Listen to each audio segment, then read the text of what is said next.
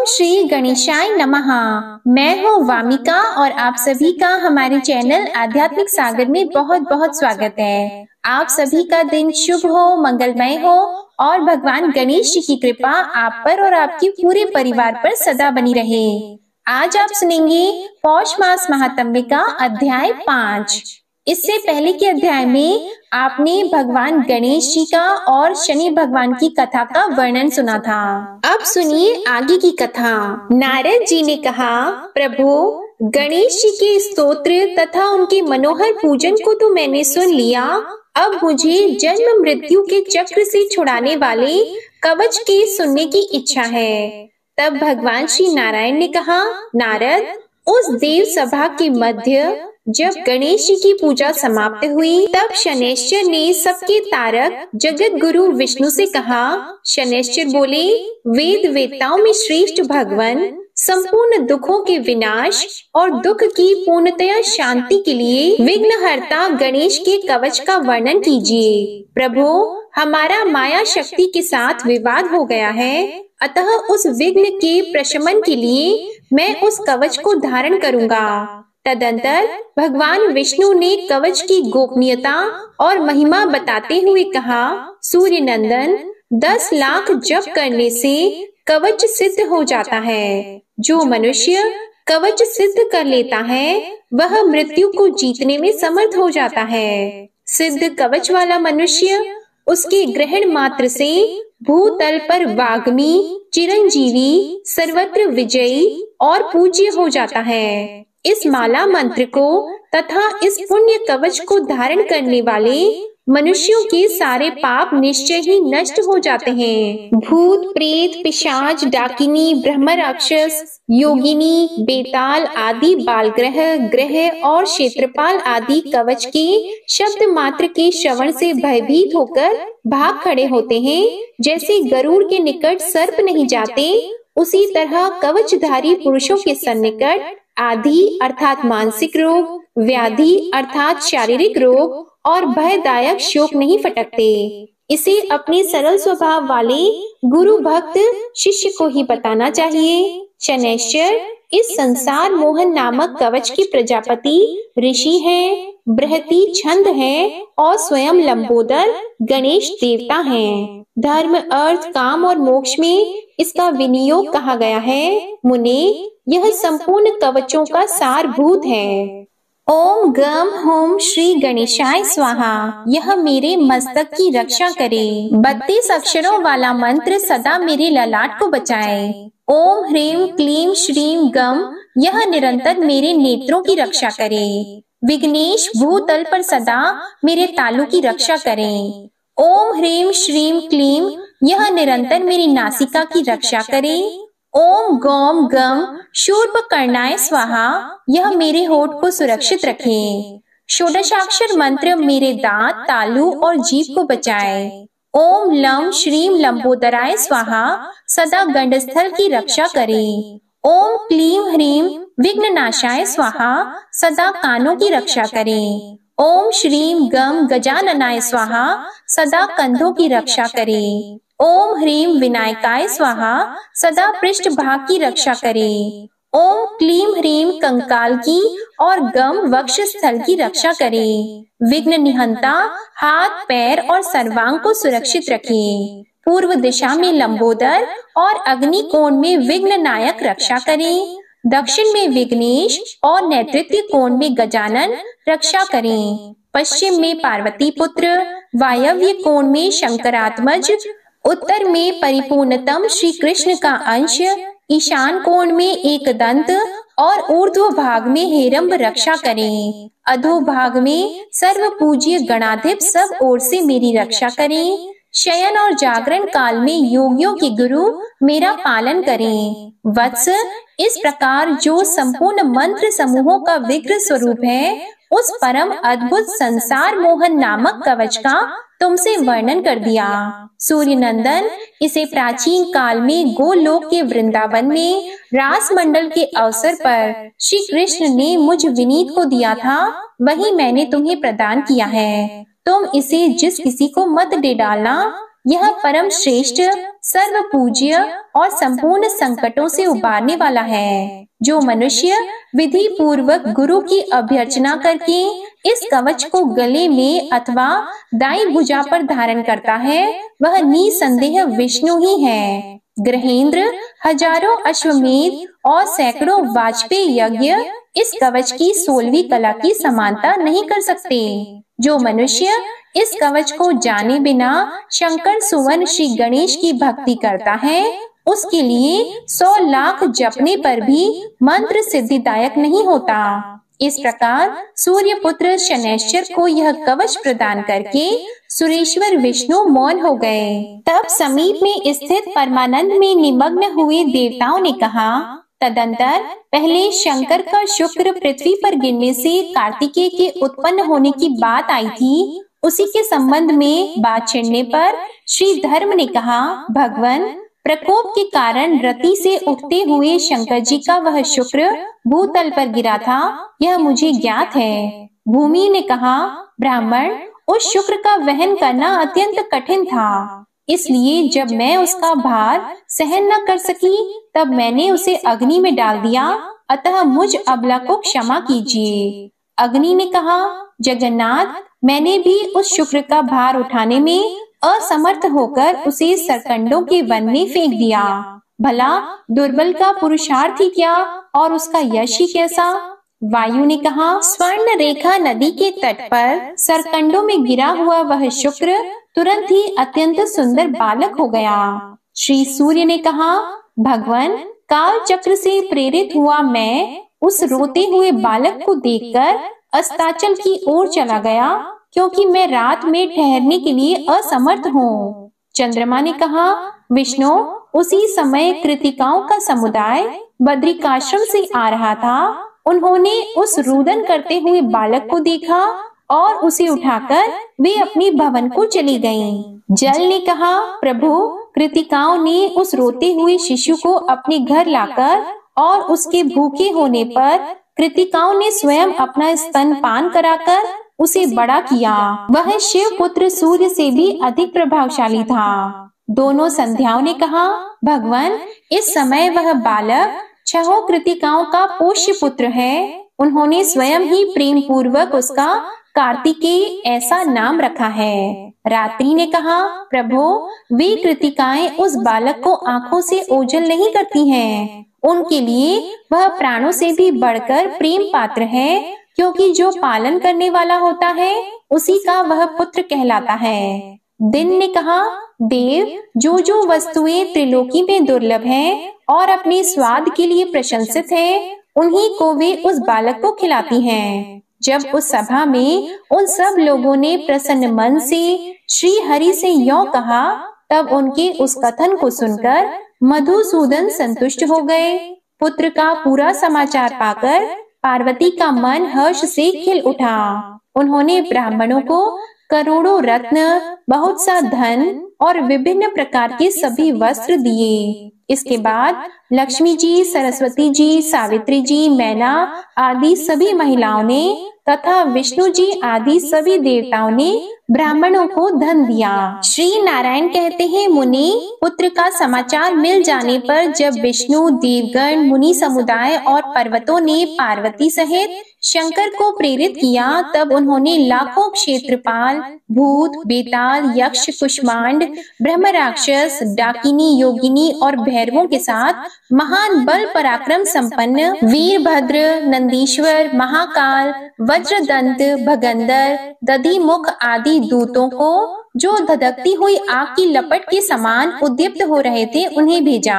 उन सभी शिवदूतों ने, जो नाना प्रकार के शस्त्र अस्त्रों से सुसज्जित थी, शीघ्र ही जाकर कृतिकाओं के भवन को चारों ओर से घेर लिया। उन्हें देखकर सभी कृतिकाओं का मन भय से व्याकुल हो गया।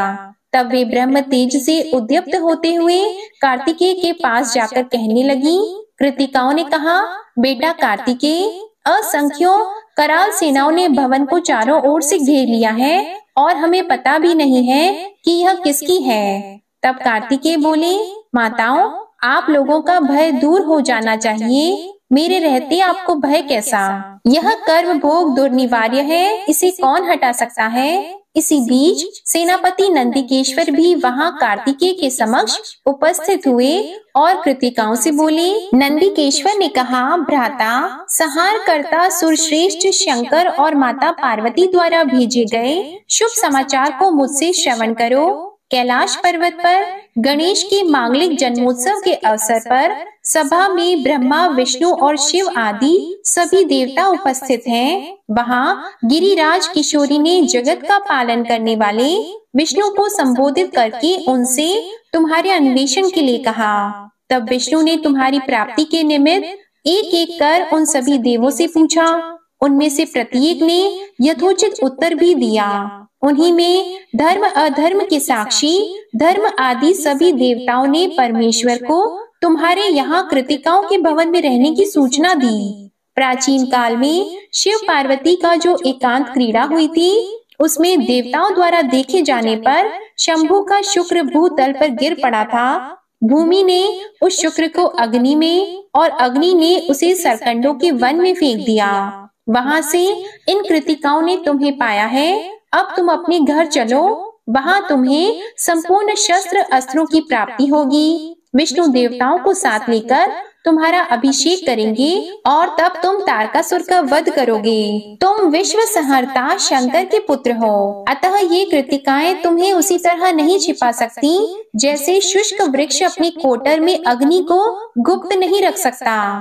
तुम तो विश्व में दीप्तिमान हो। इन कृतिकाओं के घर में तुम्हारी उसी प्रकार शोभा नहीं हो रही है जैसे महाकूप में पड़े हुए चंद्रमा शोभित नहीं होते। जैसे सूर्य मनुष्य के हाथों की ओट में नहीं छिप सकते, उसी तरह तुम भी इनके अंग तेज से आच्छादित न होकर जगत को प्रकाशित कर रहे हो। शंभु नंदन, तुम तो जगत व्यापी विष्णु हो, अतः इन कृतिकाओं के व्याप्य नहीं हो। जैसे आकाश किसी का व्याप्य नहीं है, बल्कि वह स्वयं ही सबका व्यापक है। तुम विषयों से निर्लिप्त योगींद्र हो तथा विश्व के आधार और परमेश्वर हो। ऐसी दशा में कृतिकाओं के भवन में तुम सर्वेश्वर का निवास होना उसी प्रकार संभव नहीं है जैसे क्षुद्र गौरैया के उदर में गरुड़ का रहना असंभव है। तुम भक्तों के लिए मूर्तिमान अनुग्रह तथा गुणों और तेजों की राशि हो। देवगण तुम्हें उसी तरह नहीं जानते जैसे योगहीन पुरुष ज्ञान से अनभिज्ञ होता है। जैसे मोहित चित्त वाले भक्तिहीन मनुष्यों को हरि की उत्कृष्ट भक्ति का ज्ञान नहीं होता, उसी तरह यह कृतिकाएं तुम्हें कैसे जान सकती हैं, क्योंकि तुम अनिर्वचनीय हो। भ्राता, जो लोग जिसके गुण को नहीं जानते वे उसका अनादर ही करते हैं। जैसे मेढक एक साथ रहने वाले कमलों का आदर नहीं करते। कार्तिकेय ने कहा, भ्राता, जो भूत भविष्य वर्तमान तीनों कालों का ज्ञान है वह सब मुझे ज्ञात है। तुम भी तो ज्ञानी हो, क्योंकि मृत्युंजय के आश्रित हो। ऐसी दशा में तुम्हारी क्या प्रशंसा की जाए। भाई, कर्म के अनुसार जिनका जिन जिन योनियों में जन्म होता है वे उन्हीं योनियों में निरंतर रहते हुए निवृत्ति लाभ करते हैं। वे चाहे संत हो अथवा मूर्ख हो, जिन्हें कर्म भोग के परिणाम स्वरूप जिस योनि में प्राप्ति हुई है वे विष्णु माया से मोहित होकर उसी योनि को बहुत बढ़कर समझते हैं। जो सनातनी विष्णु माया सबकी आदि सर्वस्व प्रदान करने वाली और विश्व का मंगल करने वाली है, उन्हीं जगत जननी ने इस समय भारतवर्ष में शैलराज की पत्नी के गर्भ से जन्म धारण किया है और दारुण तपस्या करके शंकर जी को पति रूप में प्राप्त किया है। सभी श्री कृष्ण से उत्पन्न हुए हैं और समय आने पर केवल श्री कृष्ण में ही विलीन हो जाते हैं। प्रत्येक कल्प में सृष्टि के विधान में मैं नित्य होते हुए भी माया से आबद्ध होकर जन्म धारण करता हूँ। उस समय प्रत्येक जन्म में जगत जननी पार्वती मेरी माता होती हैं। जगत में जितनी नारियां हैं वे सभी प्रकृति से उत्पन्न हुई हैं। उनमें से कुछ प्रकृति की अंशभूता हैं, तो कुछ कलात्मिका तथा कुछ कलांश के अंश से प्रकट हुई हैं। ये ज्ञान संपन्ना योगिनी कृतिकाएं प्रकृति की कलाएं हैं। इन्होंने निरंतर अपने स्तन के दूध तथा उपहार से मेरा पालन पोषण किया है, अतः मैं उनका पोष्य पुत्र हूँ। और पोषण करने के कारण ये मेरी माताएं हैं। साथ ही मैं उन प्रकृति देवी पार्वती का भी पुत्र हूँ, क्योंकि तुम्हारे स्वामी शंकर जी के शुक्र से उत्पन्न हुआ हूँ। नंदिकेश्वर, मैं गिरिराज नंदिनी के गर्भ से उत्पन्न नहीं हुआ हूँ, अतः जैसे वे मेरी धर्म माता हैं, वैसे ही ये कृतिकाएं भी सर्वसम्मति से मेरी धर्म माताएं हैं, क्योंकि स्तन पिलाने वाली धाय, गर्भ में धारण करने वाली जननी, भोजन देने वाली पाचिका, गुरु पत्नी, अभीष्ट देवता की पत्नी, पिता की पत्नी यानी सौतेली माता, कन्या, बहन, पुत्रवधू, पत्नी की माता सास, माता की माता नानी, पिता की माता दादी, सहोदर भाई की पत्नी, माता की बहन मौसी, पिता की बहन बुआ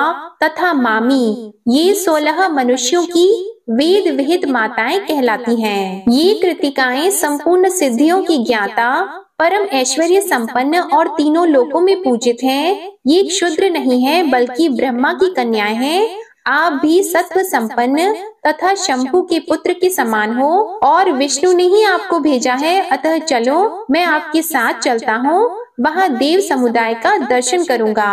आज का अध्याय यहीं समाप्त होता है। इसके बाद जो कुछ भी हुआ, कार्तिकेय जी का नंदिकेश्वर के साथ कैलाश पर जाना, वहाँ उनका स्वागत होना, इन सब का वर्णन आप अगले अध्याय में सुनेंगे। प्रिय भक्त जनों, अब आप सुनिए श्रीमद् भगवद गीता का महात्म्य 5।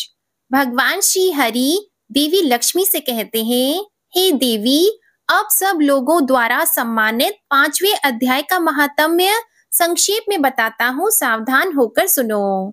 मद्र देश में पुरुकुत्सपुर नामक एक नगर है। उसमें पिंगल नामक एक ब्राह्मण रहता था।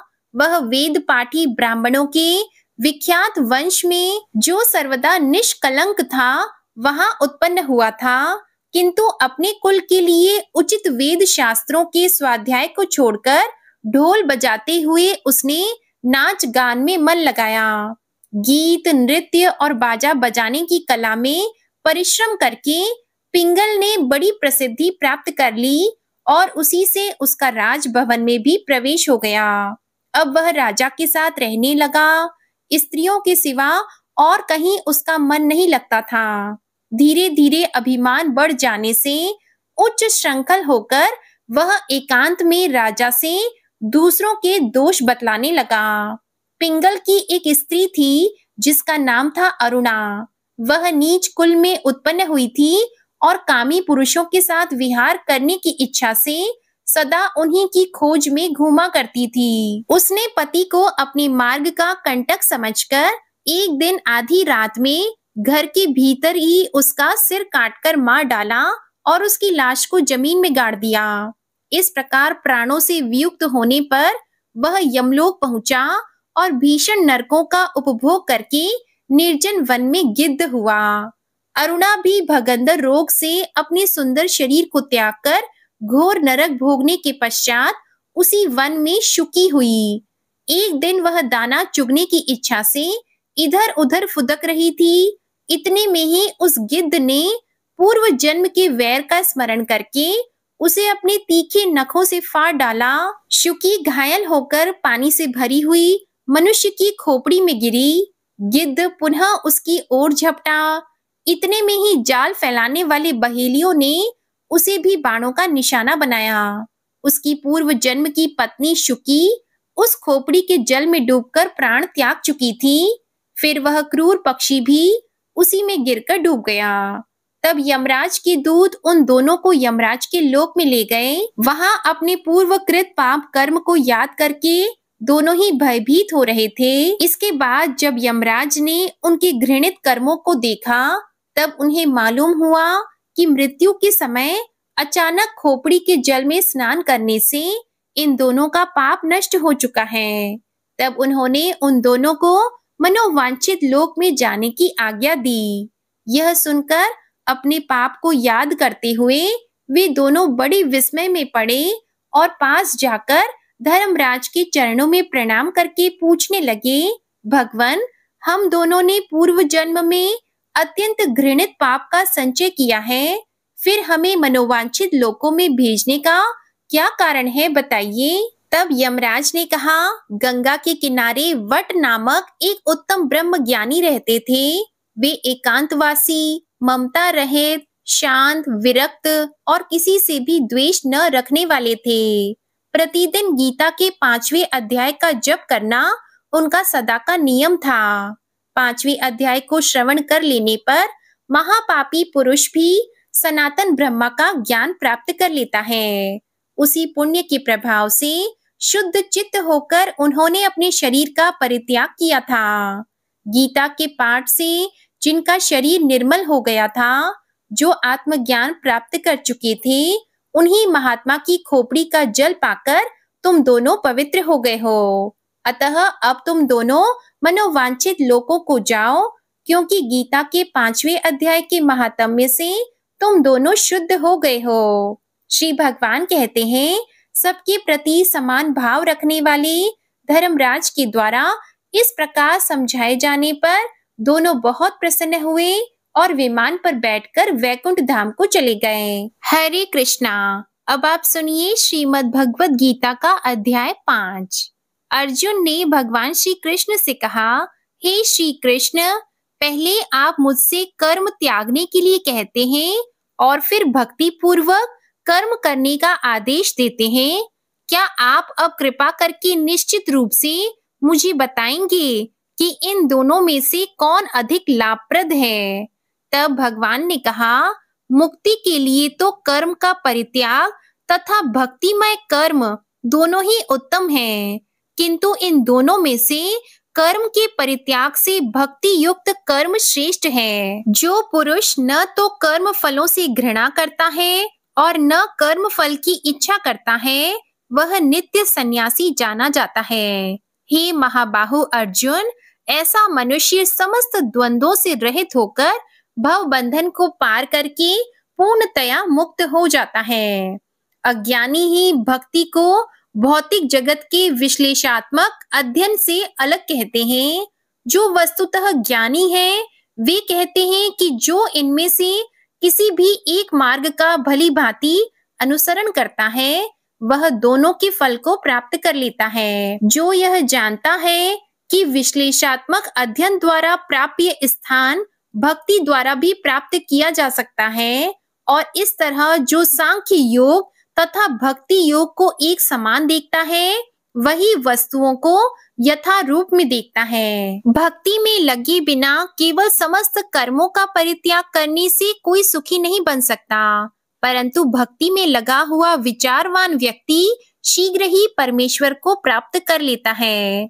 जो भक्ति भाव में कर्म करता है, जो विशुद्ध आत्मा है और अपने मन तथा इंद्रियों को वश में रखता है, वो सभी को प्रिय होता है और सभी लोग उसे प्रिय होते हैं।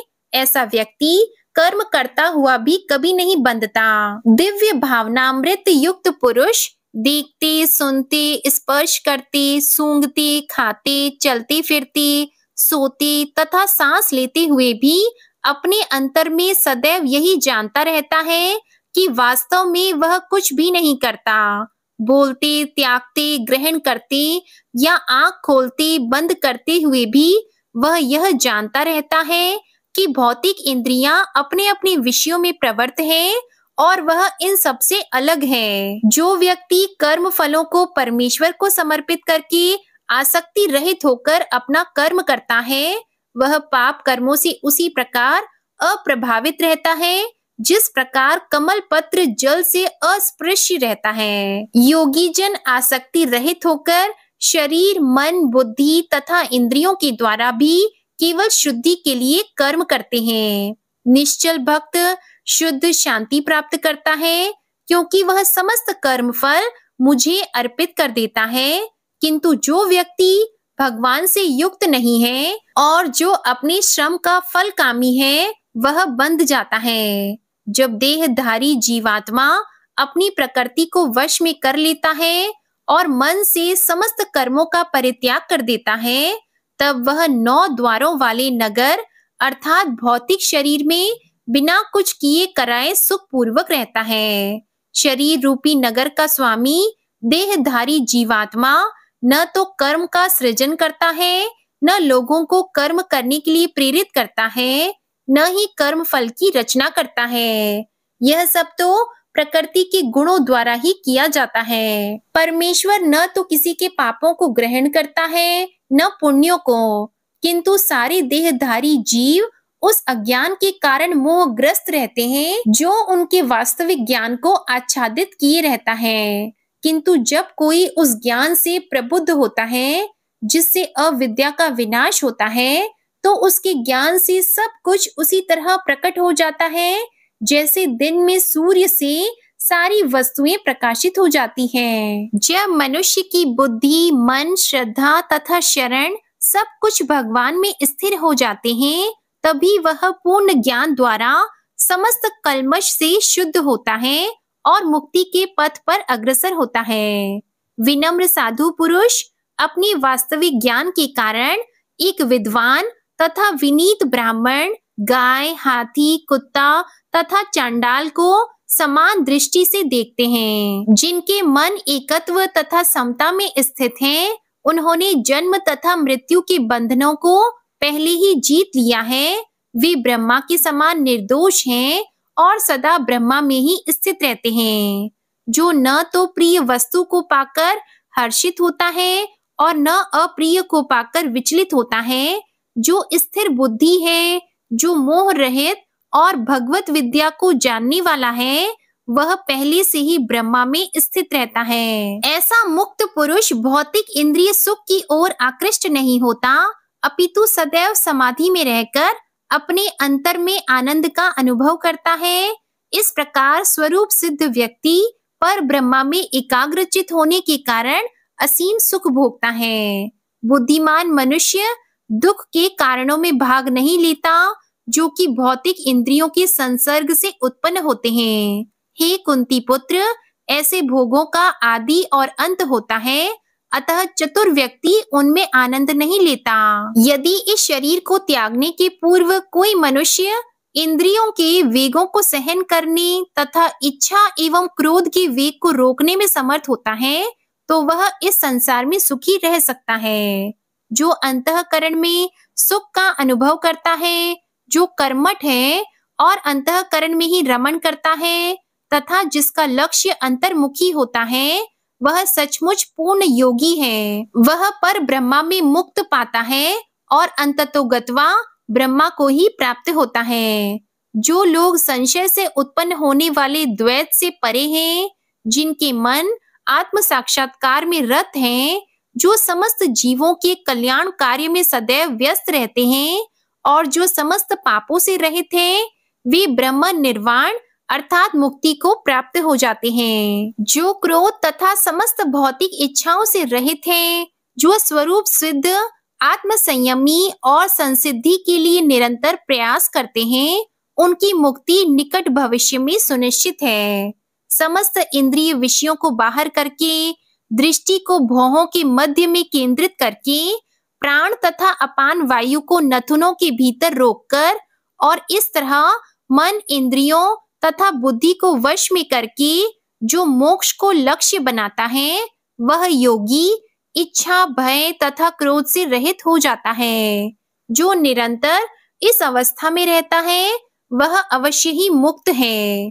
मुझे समस्त यज्ञों तथा तपस्याओं का परम भोक्ता, समस्त लोकों तथा देवताओं का परमेश्वर एवं समस्त जीवों का उपकारी एवं हितैषी जानकर मेरे भावनामृत से पूर्ण पुरुष भौतिक दुखों से शांति लाभ करता है। हरे कृष्णा। श्रीमद् भगवद गीता का अध्याय 5 संपूर्ण हुआ। प्रिय श्रोताओं, आइए अब गजेंद्र मोक्ष स्तोत्र का पाठ करते हैं। इस माह में गजेंद्र मोक्ष स्तोत्र पढ़ने मात्र से जहाँ सभी प्रकार के ऋण कर्ज से मुक्ति मिलती है, वहीं 10 दिशाओं से शुभ फल दिलाने में भी सक्षम है। इस स्तोत्र का जाप करने से जीवन में किसी भी प्रकार की परेशानी से मुक्ति मिल जाती है। इस स्तोत्र में हाथी और मगरमच्छ के साथ हुए युद्ध का वर्णन किया गया है और गजेंद्र जब युद्ध से हार जाता है तो भगवान श्री हरि विष्णु का ध्यान करके उनकी स्तुति करता है और उस स्तुति से प्रसन्न होकर भगवान श्री हरि विष्णु आते हैं और उसे मोक्ष प्रदान करते हैं। प्रिय भक्त जनों, इस पाठ को करते समय अगर हम अपने मन में यह भावना रखें कि हे श्री हरि विष्णु जी, हे मेरे प्रभु, जिस प्रकार से आपने गजेंद्र को उसकी परेशानी से बाहर निकाला, उसी प्रकार से हमें भी हमारी परेशानियों से बाहर निकालिए, तो मानिए निश्चित ही भगवान श्री हरि विष्णु हमारी मदद के लिए स्वयं आते हैं। तो आइए बड़ी ही भक्ति और सच्ची भावना से भगवान श्री हरि विष्णु का ध्यान करके इस परम कल्याण स्तोत्र का पाठ करते हैं। शुक जी ने कहा कि बुद्धि के अनुसार पिछले अध्याय में वर्णन किए गए रीति से अपने मन को नियंत्रित कर और हृदय को स्थिर करके गजेंद्र अपने पिछले जन्म में याद किए गए सर्वोच्च कार्य और बार बार जाप किए जाने वाले स्तोत्र का जाप करने लगा।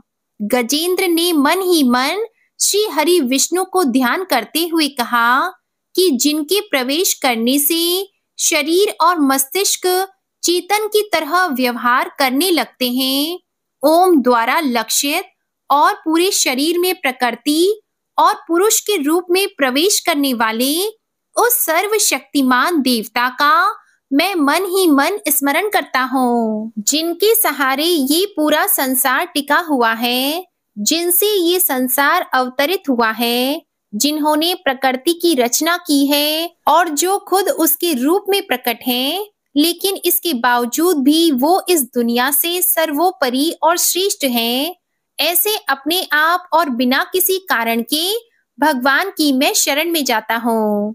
अपने संकल्प शक्ति के बल पर अपने ही स्वरूप में रचित और सृष्टि काल में प्रकट एवं प्रलय में अप्रकट रहने वाले इस शास्त्र प्रसिद्धि प्राप्त कार्य कारण रूपी संसार को जो बिना कुंठित दृष्टि के साक्ष्य रूप में देखते रहने पर भी लिप्त नहीं होते, चक्षु आदि प्रकाशकों के परम प्रकाशक प्रभु आप मेरी रक्षा करें। बीतते गए समय के साथ तीनों लोकों और ब्रह्म आदि लोकपालों के पंचभूत में प्रवेश कर जाने पर और पंचभूतों से लेकर महत्वपूर्ण सभी कार्यों के उनकी परम करुणा स्वरूप प्रकृति में मग्न हो जाने पर उस समय दुर्गेय और घोर अंधकार रूपेण प्रकृति से ही बच रही थी।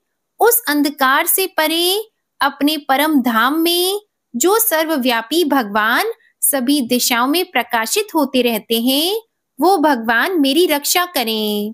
विभिन्न नाट्य रूपों में अभिनय करने वाले और उस अभिनेता के वास्तविक स्वरूप को जिस प्रकार से साधारण लोग भी नहीं पहचान पाते, उसी तरह से सत्व प्रधान देवता और महर्षि भी जिनके स्वरूप को नहीं जान पाते, ऐसे में कोई साधारण प्राणी उनका वर्णन कैसे कर सकता है।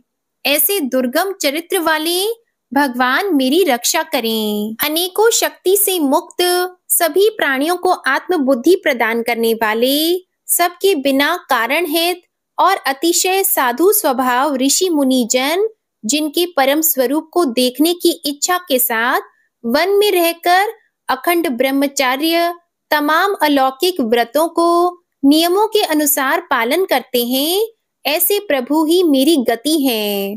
वह जिनका हमारी तरह ना तो जन्म होता है और ना जिनका अहंकार में कोई भी काम नहीं होता, जिनके निर्गुण रूप का ना कोई नाम है और ना कोई रूप है, इसके बावजूद भी वह समय के साथ इस संसार की सृष्टि और प्रलय के लिए अपनी इच्छा से अपने जन्म को स्वीकार करते हैं। उस अनंत शक्ति वाले परम ब्रह्मा परमेश्वर को मेरा नमस्कार है। प्राकृत आकार रहित और अनेक रूप वाले अद्भुत भगवान को मेरा बार बार नमस्कार है। स्वयं प्रकाशित सभी साक्ष्य परमेश्वर को मेरा शत शत नमन है। वैसे देव जो मन वाणी और चित्त वृत्तियों से परे हैं, उन्हें मेरा बारंबार नमस्कार है।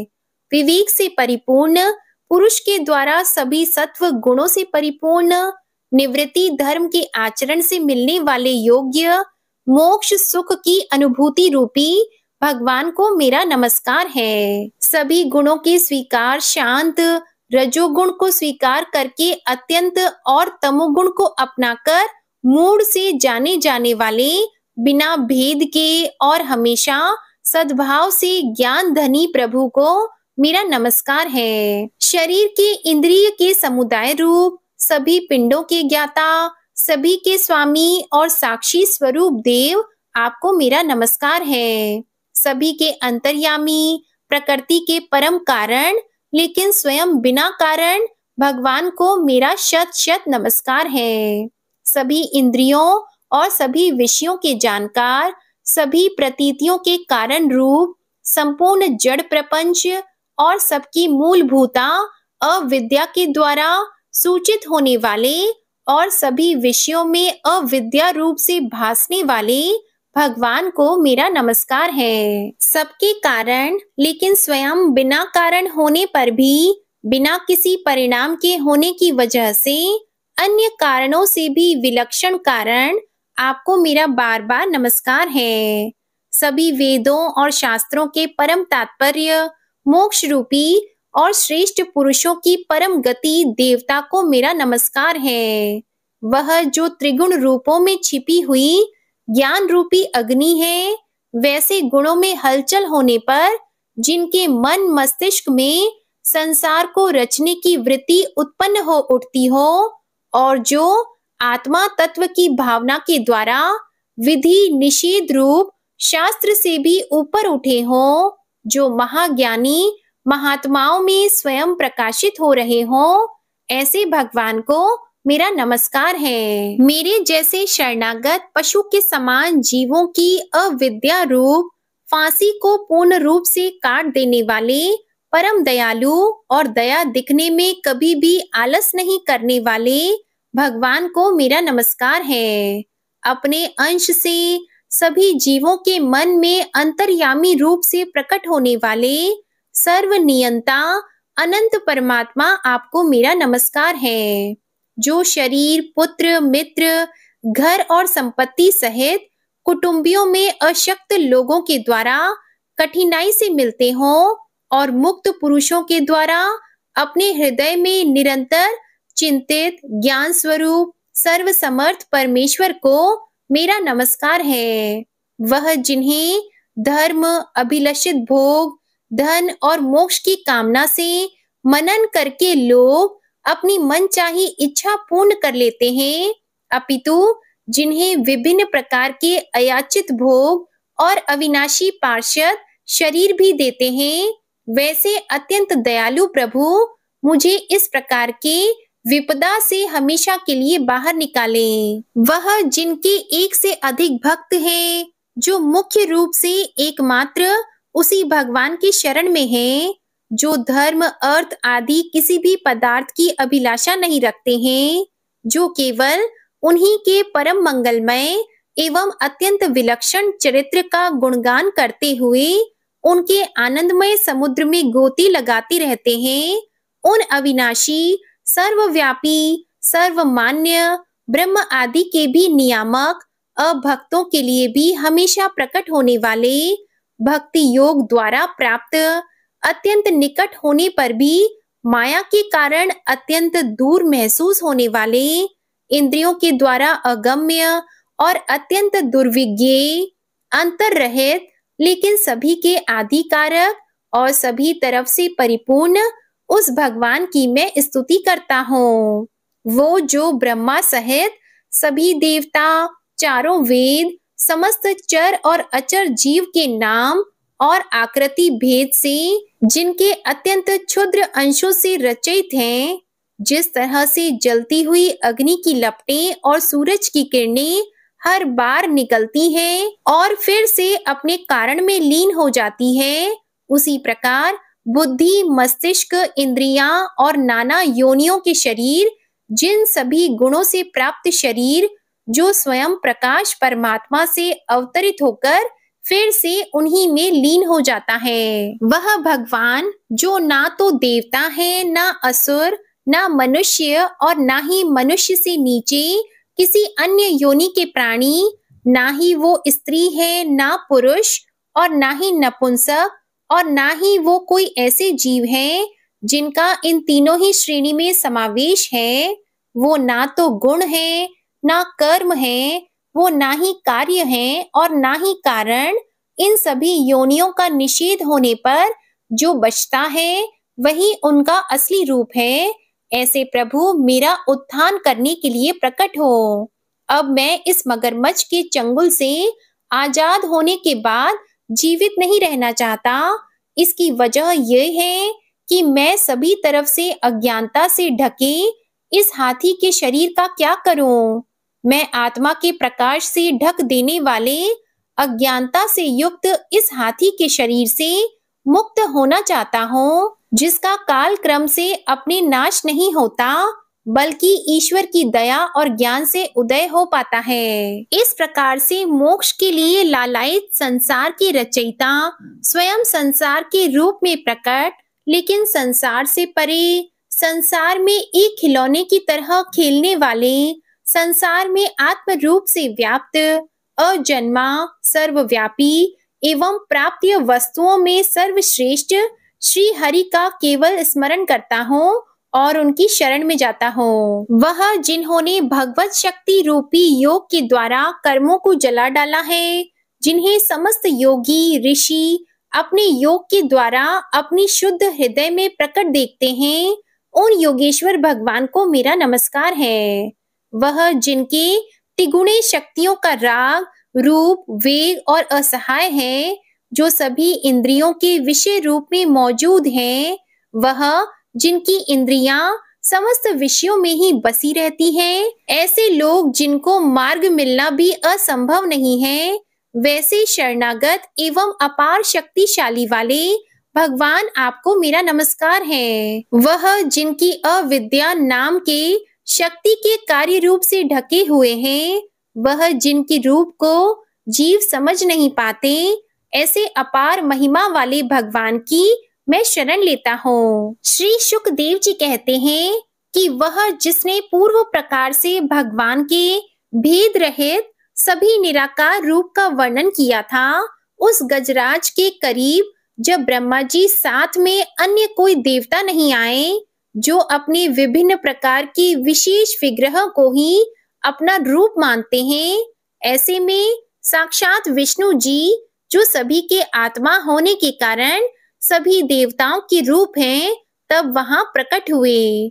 गजराज को इस प्रकार से दुखी देखकर और उसके पढ़े गए स्तुति को सुनकर चक्रधारी प्रभु इच्छा अनुसार वेग वाले गरुड़ की पीठ पर सवार होकर सभी देवों के साथ उस स्थान पर पहुंचे जहां वह गज था। सरोवर के अंदर महाबलशाली मगरमच्छ द्वारा जकड़े और दुखी उस हाथी ने आसमान में गरुड़ की पीठ पर बैठे और हाथों में चक्र लिए भगवान विष्णु को आते हुए जब देखा, तो वह अपनी सूंड में पहले से ही उनकी पूजा के लिए रखे कमल के फूल को श्री हरि पर बरसाते हुए कहने लगा, सर्व पूज्य भगवान श्री हरि, आपको मेरा प्रणाम। सर्व पूज्य भगवान श्री हरि, आपको मेरा नमस्कार। लाचार हाथी को देखकर श्री हरि विष्णु गरुड़ से नीचे उतरकर सरोवर में उतर आए और बेहद दुखी होकर ग्राह सहित उस गज को तुरंत ही सरोवर से बाहर निकाल आए और देखते ही देखते अपने चक्र से मगरमच्छ के गर्दन को काट दिए और हाथी को उस पीड़ा से बाहर निकाल लिया। प्रिय भक्तजनों, इस प्रकार गजेंद्र मोक्ष स्तोत्र संपूर्ण हुआ।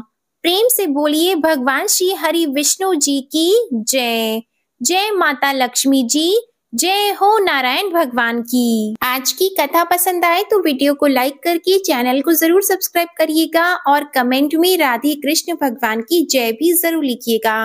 इसी के साथ आज आप हमारे चैनल पर संतोषी माता की व्रत कथा भी जरूर सुनिएगा। जय श्री राधे कृष्णा।